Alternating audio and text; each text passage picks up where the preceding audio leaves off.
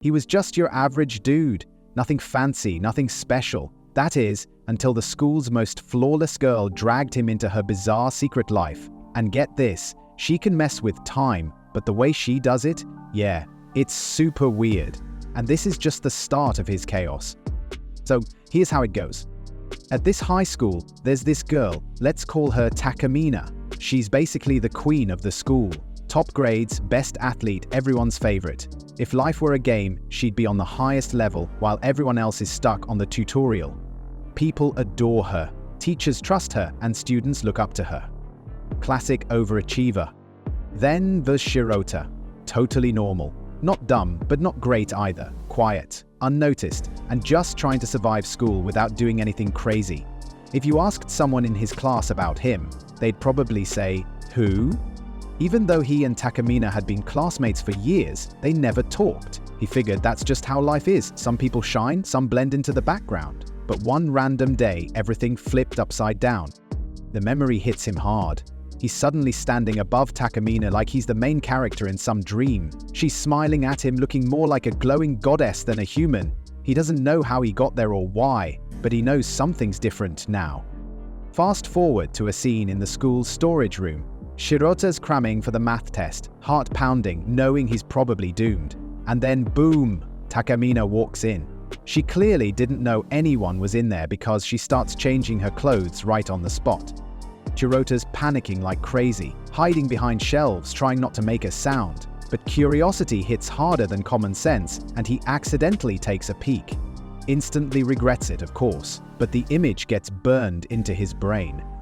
Later, back in class, he's distracted, can't stop glancing at her, then the results come in. Somehow, Shirota scores higher than usual, 52 out of 100, which for him is like winning the lottery. He's feeling good about it. Then they announce Takamine's score. Not 100, but 98.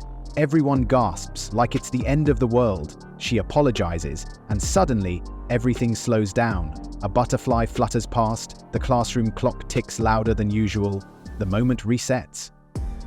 Now the scene plays again, almost the same, except this time Takamine gets a perfect 100. Shirota's score doesn't change. He sits there, baffled, wondering if he imagined the whole thing. Still shaken but intrigued, he goes to the student council room to see her. He casually asks if she really got 98 in math earlier. Her expression changes instantly. She wants to know how he knows that. Later, Takamine storms up to him. Shirota's heart nearly jumps out of his chest, thinking she's furious, but turns out she's just messing with him. Says she's joking, even offers him a drink to calm him down. While chatting, Shirota clumsily spills the water. She dodges, teasing him like he did it on purpose. And then, out of nowhere, she starts taking her clothes off again. Shirota's brain just stops. But before things get even weirder, everything rewinds again. This time, the water hits her. She casually tells him to look away so she can change, hands him her wet clothes, and asks him to clean them. Shirota's still confused but goes along with it until she suddenly kicks him, accusing him of being a creep. Then she drops the bomb. She knows something's off with time. Normally people forget everything after a rewind, but not Shirota. He remembers it all. That freaks her out in a big way. Turns out she's had this strange power since she was a kid. When things don't go her way, reality rewinds. She uses it to stay perfect. To her, being number one is everything, and she thinks her ambition is what triggered her ability. Shirota's still struggling to believe any of this until she shares the weirdest part of all. To trigger her power, she has to take off her underwear. Yeah, seriously. She says she doesn't enjoy doing it, but it's the only way to rewind time. That's why she always keeps spares with her, like it's the most normal thing in the world. And poor Shirota? He's stuck in the middle of it all, confused, stressed, and now possibly the only person on Earth who can remember time resets caused by underwear removal. His boring life just got a whole lot more complicated. After the test, she looked super mad and marched straight toward him. Shirota, already anxious by nature, felt like his heart was about to jump out of his chest. But what he thought would be a scolding over the exam turned out to be something else entirely. She had a different reason, one that made his stomach twist. She figured he might have seen something he wasn't supposed to when they ended up in the same storage room. He froze, unsure what to say or do, but just when it got really intense, she dropped the act and laughed it off, saying she was messing with him. She wasn't actually mad, just wanted to mess with his head a little. Then she casually offered him a drink and invited him to chill for a bit, like nothing weird had happened. Still nervous, he sat down with her, trying not to shake too much. In his panic, he clumsily knocked the glass over, spilling water everywhere. Luckily, she managed to avoid it. Instead of getting upset, she made a joke out of it, hinting that maybe he did it on purpose so she'd have to change clothes again. Then things got real strange. Even though she hadn't gotten wet, she started changing anyway. Shirota just stood there, completely frozen and confused. And just when everything felt like it was spiraling out of control, something bizarre happened. It was like the moment rewound. Time flickered, the atmosphere shifted, and everything reset back to just before the spill. But this time, he actually did spill water on her. She didn't freak out though. She just turned her back and told him not to peek.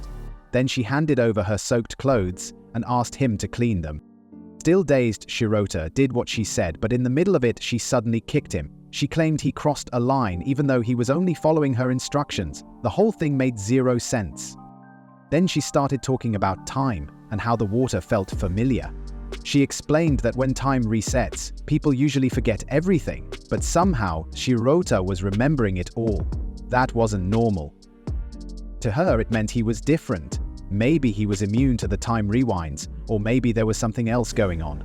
She told him about her strange power, something she had since she was a kid. Whenever she messed something up, time would jump back, giving her another shot. She seemed really proud of this ability, like it was a reward for being the best at everything. Shirota, meanwhile, had no idea how to process it all. It was too much at once, especially with how much she liked talking herself up. Then came the part that completely broke his brain. She said that to trigger this power, she had to take off her underwear. Yeah, weird, but to her it was just part of the process. She even kept spares on her all the time, just in case something needed to be reset.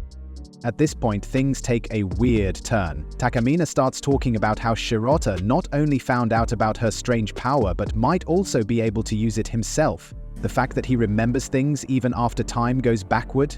Yeah, that's not normal. And because of that, she makes a wild choice. She decides she's going to make him her personal assistant, or more like, her servant. Shirota is completely thrown off. The idea is sudden and totally out of the blue, but the funny part is, it doesn't sound all that bad to him. Maybe it's the way she talks, or maybe it's just how things have gone lately, but a part of him doesn't totally hate the idea. He knows it sounds crazy, and yeah, he does feel kinda weird for thinking it. Even so, he politely says no and gets ready to leave. He wants to go home, clear his head, and pretend this whole day never happened. But Takamine tells him not to rush. According to her, this could be the biggest chance of his life, and walking away might be something he'll regret forever. Shirota does think about it for a second, but in the end he decides it's not worth the chaos and turns around. Right then, Takamine grabs his wrist, trying to stop him, but the sudden pull throws him off balance, and he ends up tripping and landing right on top of her. And boom, we're back to the very first scene from earlier where everything looked super sketchy. Shirota freaks out, his brain running in circles, but Takamine, she's calm. She acts like this is no big deal, like it's part of the deal she's offering. Stick with her and he gets rewarded. In that moment, Shirota starts to feel kinda okay with it. It's messed up, sure, but it also feels like something straight out of a dream. Before anything else can happen though, something ruins the mood. Suddenly, the classroom door slams open, a bunch of students storm in, the guys grab him without asking questions, and the girls immediately start yelling, assuming the worst. In seconds, someone has already called the cops. Then comes the real punch in the gut. Takamine flips the script and acts like she's the one who got dragged into something.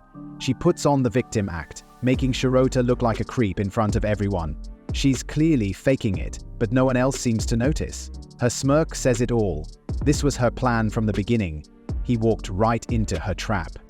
Now the cops are here and Shirota's freaking out. It feels like his whole life just got ruined in a few minutes. But just when it seems like it's over, Takamine makes another offer. She says he still has one way out. Agree to her conditions. Become her servant for real. With no good options left, Shirota gives in. He begs her to fix things and swears he'll do whatever she says. She takes a good look at his face, probably to make sure he's not faking it. Once she's convinced he means it, the same strange thing happens again. A butterfly shows up, the alarm sounds, and time snaps back like a broken rubber band.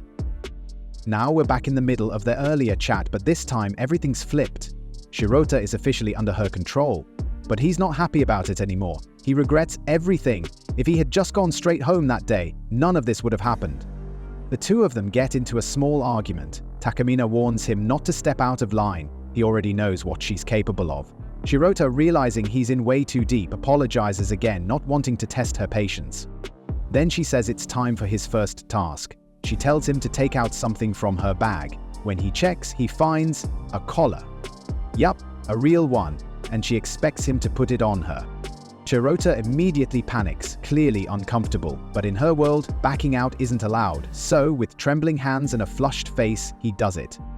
Afterwards, she starts teasing him again, saying he always shuts his eyes during awkward moments like this. She even jokes that he looks kind of cute when he's embarrassed, making him feel even more awkward than before.